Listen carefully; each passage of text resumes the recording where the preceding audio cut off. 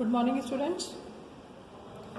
आज हम class 11 CBSE RBSE English medium का चैप्टर स्टार्ट कर रहे हैं।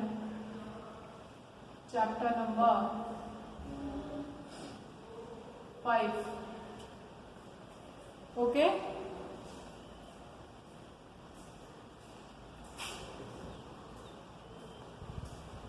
ठीक है।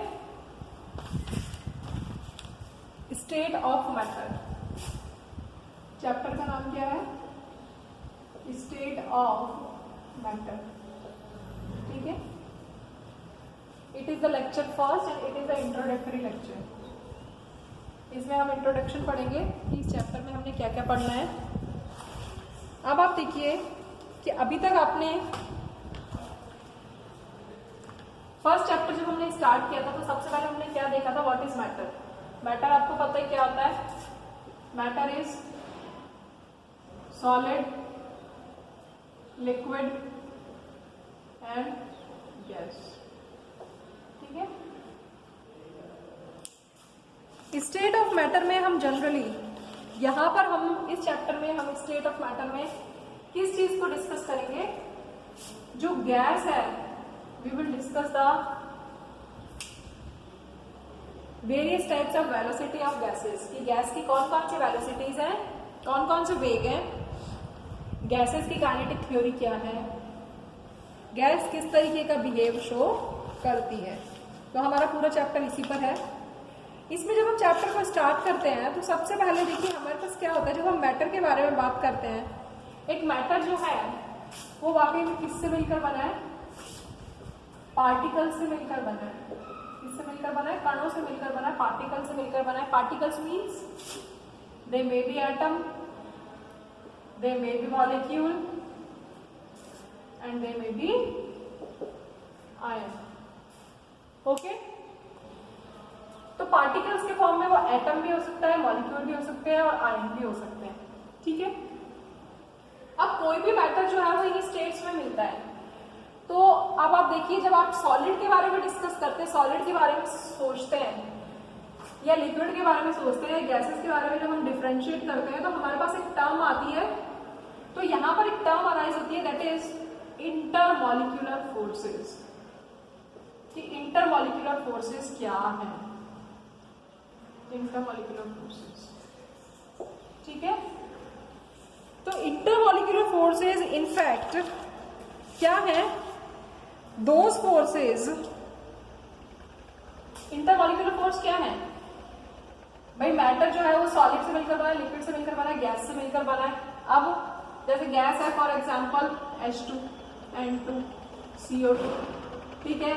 लिक्विड में वाटर, इथेनॉल, और सॉलिड में आपके पास बहुत सारी चीजें हो सकती है like copper sulphate, sodium chloride etcetera, ठीक है।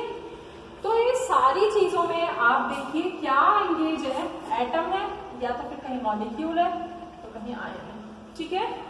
तो इंटरमॉलिक्यूलर फोर्सेस क्या होते हैं? Intermolecular forces are those forces which are present in between particles और मॉलिक्यूल्स। वो फोर्स जो कि मॉलिक्यूल्स के बीच में प्रेजेंट होते हैं, ठीक है। एटम में हो सकते हैं और मॉलिक्यूल में हो सकते हैं, क्योंकि हमने कौन कौन से फोर्सेस पढ़े हैं? एक फोर्स पढ़े हैं हमने इलेक्ट्रोस्टैटिक फोर्स। इलेक्ट्रोस्टैटिक फोर्स पढ़े हैं जो किस में मिलते हैं? आयनिक कंपाउंड्स में मिलते हैं, ये आपको पता है। दूसरे फोर्स हमने कौन से पढ़े हैं? कोवलेंट फोर्सेस पढ़े हैं जो कि कोवलेंट कंपाउंड्स में मिलते हैं, ओके। इसके अलावा जो थर्ड टाइप है दैट इज इंटरमॉलिक्यूलर फोर्सेस। तो इंटरमॉलिक्यूलर फोर्सेस क्या होते हैं? विच आर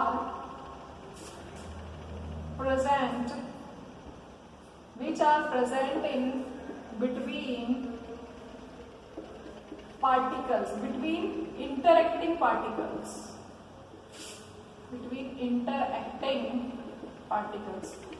जो भी पार्टिकल्स इंटरेक्ट कर रहे हैं, एक पार्टिकल या एक पार्टिकल है, दोनों आपस में इंटरेक्ट कर रहे हैं, तो इस टाइम पर इनके बीच में जो भी फोर्स एप्लीकेबल होंगे वो क्या होंगे? इंटरमॉलिक्यूलर फोर्सेस होंगे।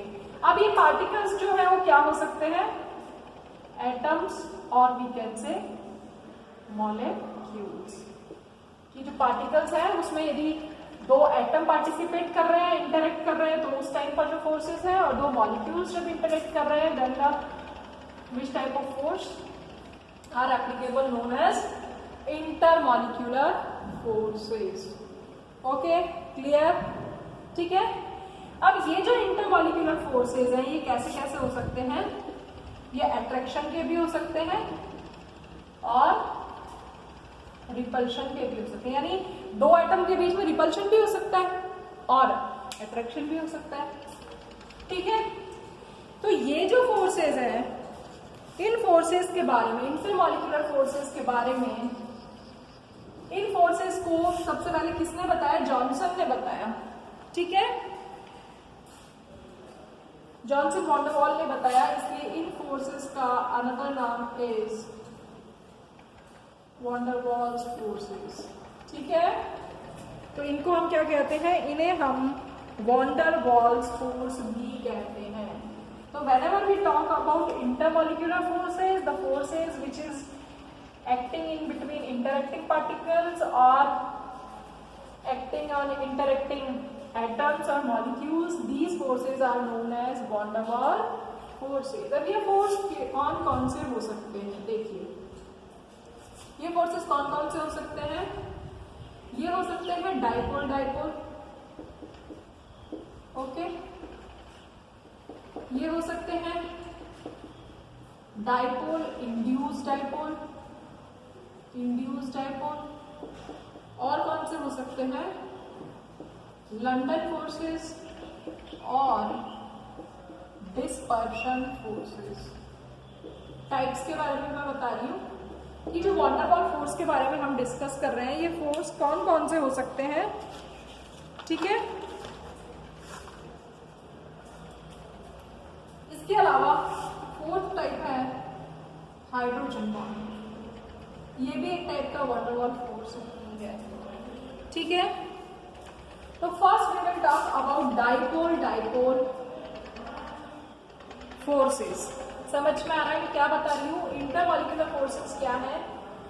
अब वॉन डर वॉल्स फोर्सेस जो इंटरमॉलिक्यूलर फोर्सेस हैं उसमें फर्स्ट टाइप है डाइपोल डाइपोल। क्या मतलब है डाइपोल डाइपोल का, देखिए कि डाइपोल डाइपोल का मतलब है, मान लीजिए ये आपके पास क्या है, एक मॉलिक्यूल है, ओके, इट्स अ मॉलिक्यूल। ठीक है, ये कैसा मॉलिक्यूल है, इसमें पॉजिटिव भी चार्ज है और नेगेटिव भी चार्ज है।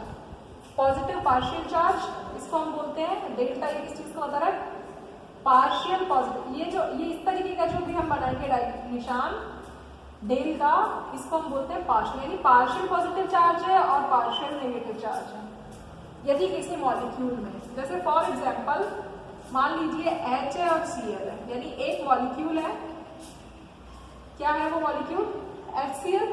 ठीक है, ये एक मॉलिक्यूल है HCl का। H की इलेक्ट्रोनेगेटिविटी कैसी है, लेस है, तो इसके ऊपर पार्शियल पॉजिटिव चार्ज आ गया, और Cl की इलेक्ट्रोनेगेटिविटी कैसी है, मोर है, इसलिए इसके ऊपर नेगेटिव चार्ज आ गया। Okay, clear. तो अब यहाँ पर इलेक्ट्रोनेगेटिविटी डिफरेंस है, और इलेक्ट्रोनेगेटिविटी डिफरेंस जब होगा तो इसका मतलब ये मॉलिक्यूल कैसा हो गया, this molecule has permanent dipole, permanent dipole. ठीक है, इस मॉलिक्यूल की खास बात क्या होगी कि यहाँ इस मॉलिक्यूल के अंदर डाइपोल मौजूद है। डाइपोल का मतलब दो पोल है, एक पॉजिटिव है और एक नेगेटिव है, और परमानेंटली है। ठीक है, अब यदि ये एक मॉलिक्यूल और ऐसा ही एक दूसरा मॉलिक्यूल है, again it is again H और इट इज Cl। ठीक है, तो यहाँ पर इसके ऊपर माइनस चार्ज है और यहाँ पर इसके ऊपर कैसा चार्ज है, यहाँ पर इसके ऊपर प्लस चार्ज है। ठीक है, इस पर भी ऐसा ही होगा प्लस चार्ज, और इसके ऊपर भी ऐसे माइनस चार्ज होगा। तो if permanent dipole containing molecules are present and they are having attraction force, एक अट्रैक्शन फोर्स, अब यहाँ पर देखो नेगेटिव चार्ज है, यहाँ पर पॉजिटिव चार्ज है, दो मॉलिक्यूल्स है, तो दोनों मॉलिक्यूल्स में परमानेंट डाइपोल है, डाइपोल डाइपोल, पहले का नाम क्या, डाइपोल डाइपोल के बीच में जो बॉन्ड फॉर्म होता है, जो फोर्सेस लगते हैं, ये फोर्स कैसा होगा, रिपल्शन का हो ही नहीं सकता, अट्रैक्शन का होगा, क्योंकि here is a positive partial charge, here is a negative partial charge. तो इस तरीके के मॉलिक्यूल के बीच में जो फोर्सेस होते हैं they are called dipole dipole type forces. Clear, समझ में आ गया? तो एग्जाम्पल क्या हो गया, परमानेंट डाइपोल कंटेनिंग मॉलिक्यूल,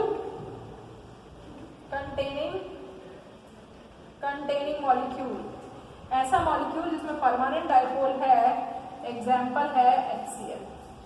ठीक है, clear? Now come to the second type of van der Waals force, they are dipole induced dipole. Dipole induced dipole, अब डाइपोल इंड्यूस्ड डाइपोल क्या है? अब आप देखो, जब ये जो फोर्सेस बताए हैं, जब दो फोर्स है, जब दो के बीच में अट्रैक्शन है, तो अट्रैक्शन है तो जो एनर्जी आएगी that is inversely proportional to the distance, 6th power of distance. Clear? कि ये फोर्स कैसा है, डाइपोल डाइपोल अट्रैक्शन का जो फोर्स है, इसमें जो एनर्जी रिलीज होगी वो एनर्जी कैसी होगी, वो जो एनर्जी है वो रेडियस की 6th पावर की इनवर्सली प्रोपोर्शनल होगी। ठीक है, यानी डाइपोल के बीच की डिस्टेंस, ये आर क्या है, this is the distance between dipole, this is the distance between dipole. ठीक है, दो डाइपोल के बीच का डिस्टेंस है, और this is the energy released. Energy कब रिलीज होगी, जब अट्रैक्शन होगा, तो अट्रैक्शन होने पर जो एनर्जी रिलीज होती है that is inversely proportional to the distance between dipole, 6th power of distance between dipole. Clear? Second type है dipole induced dipole. Dipole induced dipole क्या कह रहा है, डाइपोल इंड्यूस्ड डाइपोल में कह रहा है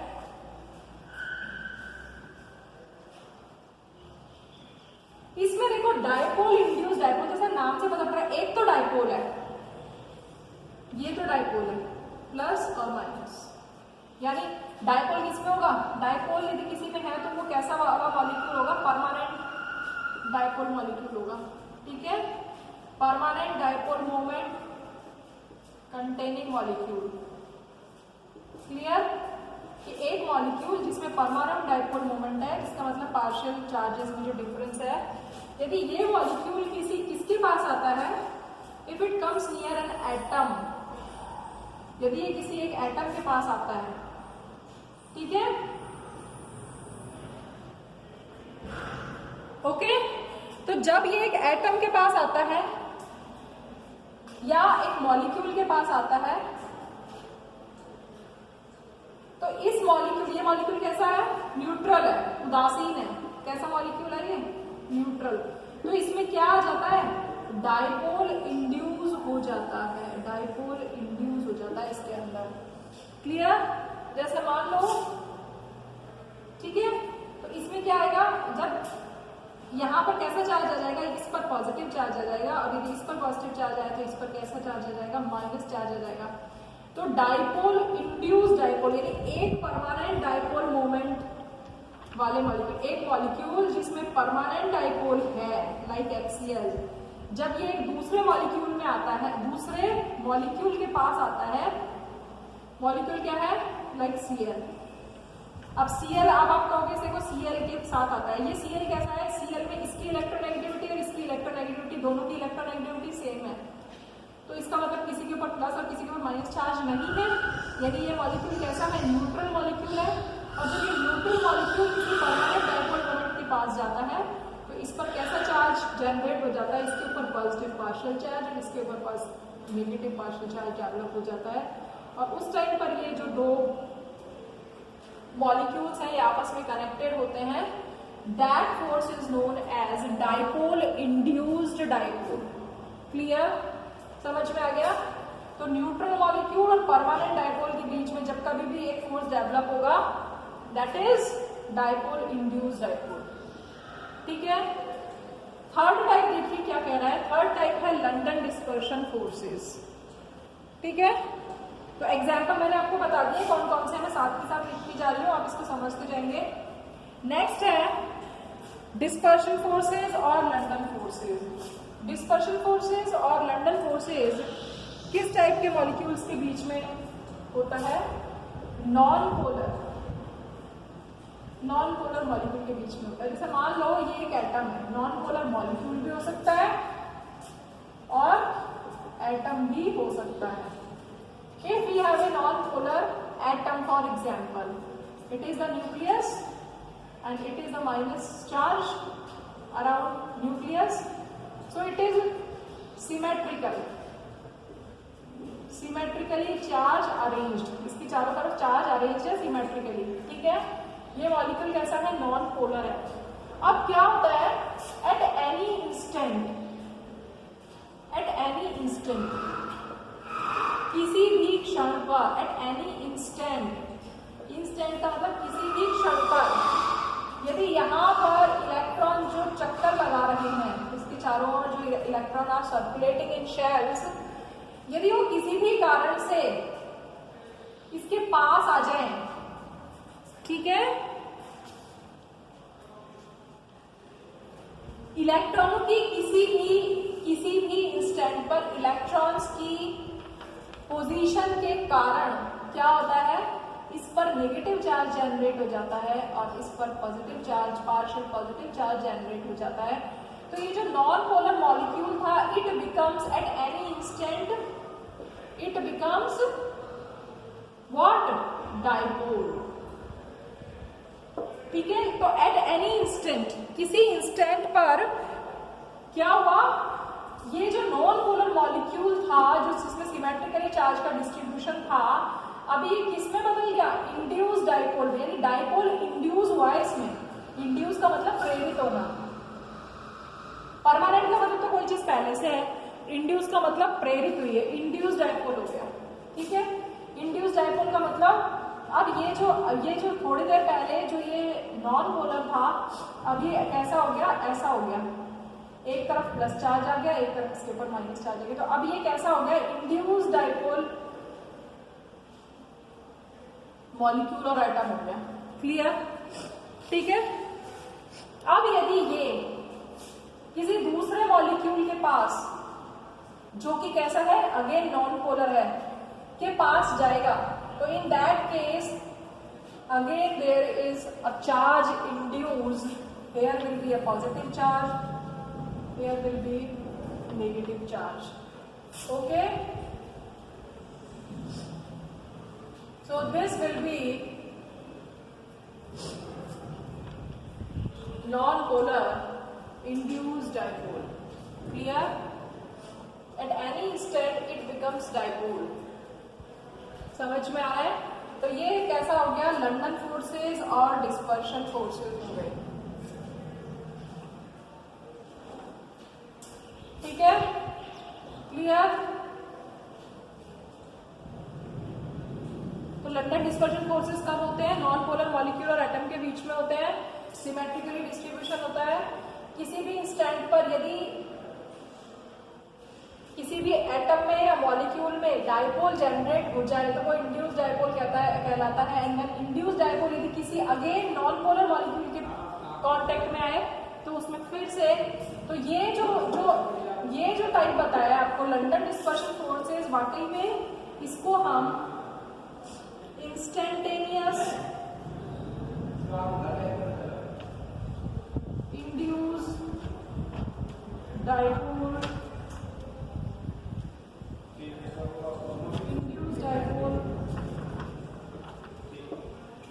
फोर्स होता है, ठीक है। क्लियर? समझ में आ गया कि इंड्यूस डाइपोल क्या है? इसको इंस्टेंटेनियस भी कहते हैं, लंडन फोर्स भी कहते हैं, डिस्पर्शन फोर्स भी कहते हैं। Clear? Now come to the hydrogen bond. तो ये तीनों टाइप जो है वो वीक फोर्सेस है, ठीक है, जिसमें सबसे वीकेस्ट कौन सा है? लंडन वाला, ठीक है। यहाँ पर ये ज्यादा सबसे स्ट्रॉन्ग है क्योंकि इसमें दोनों डाइपोल स्ट्रॉन्ग थे। यहाँ पर डाइपोल इंड्यूस में यहाँ पर एक डाइपोल इंड्यूस स्ट्रॉन्ग था, यहाँ पर दोनों ही नॉन पोलर है, तो दोनों ही नॉन पोलर में डाइपोल क्या हुआ? इंड्यूस हुआ है, इसलिए इट इज अ लंडन और डिस्पर्शन फोर्सेस, ठीक है। और उसके बाद जो नेक्स्ट टाइप होता है वो होता है हाइड्रोजन बॉन्ड। ये सबने इससे पहले वाले चैप्टर में पढ़ा है। कोई भी molecule having highly electronegative atom like N is connected with hydrogen. जैसे ये आपके पास अमोनिया है, ठीक है,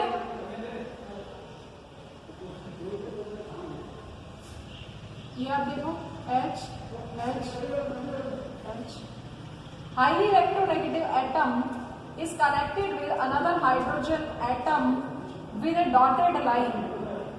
This bond is known as a hydrogen bond and these bonds are known as covalent bonds. ठीक है, तो इन सब में सबसे स्ट्रॉन्ग हाइड्रोजन बॉन्ड होता है। तो these forces are intermolecular forces। समझ में आ गया? अब क्या होता है कि कोई भी स्टेट है, कोई भी मैटर जो है वो सॉलिड में होता है, लिक्विड में होता है या तो फिर गैस में होता है। ये तीनों स्टेट्स हो सकती हैं, ठीक है। अब सॉलिड में इंटरमॉलिक्यूलर फोर्स सबसे ज्यादा होते हैं। तो दो चीजें होती हैं, एक होता है इंटरमॉलिक्यूलर फोर्सेस, तो इंटरमॉलिक्यूलर फोर्सेस आई होप आपको समझ में आ गए होंगे, और एक होती है थर्मल एनर्जी। थर्मल एनर्जी का मतलब कि यदि हम किसी चीज को टेम्परेचर, यदि हम टेम्परेचर देते हैं, कोई भी मॉलिक्यूल, कोई भी कंपाउंड है, यदि हम उसको टेम्परेचर देते हैं तो टेम्परेचर से क्या होता है, यदि हमने उसको गर्म किया, टेम्परेचर देने का मतलब गर्म किया, हीट किया, तो क्या है, तो जो फोर्स, तो जो उनके बीच का जो फोर्स है वो कैसा हो जाएगा, वीक हो जाएगा। कौन सा फोर्स? इंटरमॉलिक्यूलर फोर्स जो है वो वीक हो जाएगा और मॉलिक्यूल क्या करने लगेंगे, मोशन करने लगेंगे, दूर दूर भागने लगेंगे।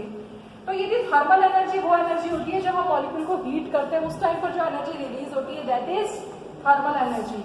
थर्मल एनर्जी जितनी, और इंटरमॉलिक्यूलर फोर्स क्या होते हैं, इंटरमॉलिक्यूलर फोर्स किसी चीज को बांध के रखते हैं, ठीक है।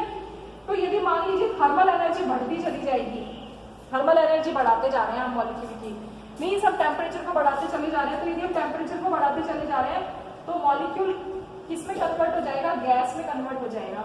और यदि इंटरमॉलिक्यूलर फोर्स ज्यादा है तो वो किस में कन्वर्ट रहेगा, वो सॉलिड में कन्वर्ट रहेगा। आपको वैसे भी पता है कि सॉलिड लिक्विड गैस में क्या डिफरेंस है, सॉलिड में इंटरमॉलिक्यूलर फोर्सेस सबसे ज्यादा होते हैं, लिक्विड में उससे कम होते हैं और गैसेज में सबसे कम होते हैं, ठीक है।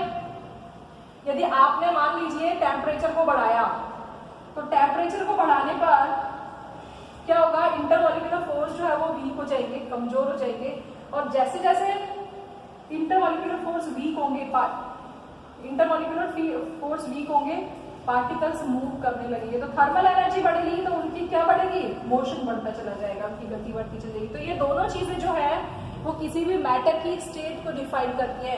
यदि थर्मल एनर्जी ज्यादा होती जा रही है तो मैटर किस में कन्वर्ट होता जाता है, गैसियस में कन्वर्ट होता जा रहा है। पहले ऐसा नहीं डायरेक्ट गैस में, पहले वो लिक्विड में कन्वर्ट होगा और फिर गैस में कन्वर्ट होगा। यदि सॉलिड है तो उसमें वो पहले सॉलिड में, फिर लिक्विड में, फिर गैस में।